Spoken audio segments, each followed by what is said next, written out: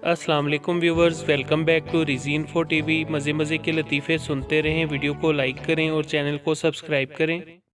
एक शायर गुर्बत से तंग आकर डाकू बन गया। बैंक में डाका डालने गया और बोला, अर्ज़ किया है तकदीर में जो है मिलेगा। हैंड्स अप, कोई अपनी जगह से नहीं हिलेगा। अपने कुछ ख्वाब मेरी आंखों से निकाल दो, जो कुछ भी है जल्दी से इस बैग में डाल दो। बहुत कोशिश करता हूँ तेरी याद को बुलाने की, खबरदार कोई होशियारी न करे पुलिस को बुलाने की। दिल का आंगन तेरे बिन वीरान पड़ा है, जल्दी करो बाहर मेरा साथी परेशान खड़ा है। मुबारकबाद का असल हकदार तो मैं हूँ।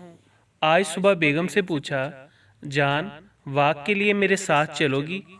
बेगम ने नीम गुनूदगी में जवाब दिया, क्या मतलब, तुम्हारा ख्याल है मैं मोटी हो गई हूँ? शोहर, नहीं नहीं, वाक सेहत के लिए अच्छी होती है।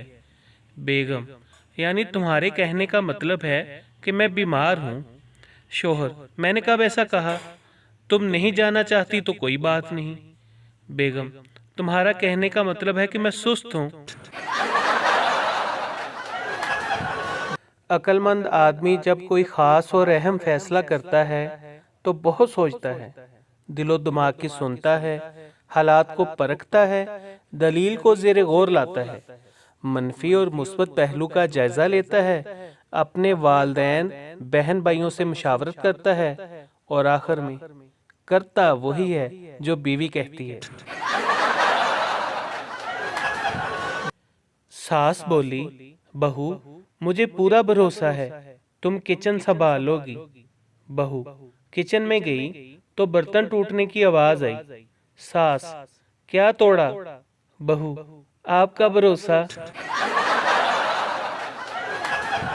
जरूरी नहीं बेगम को शोहर पर गुस्सा आया हो तो इसका इजहार लड़ झगड़ कर ही करे।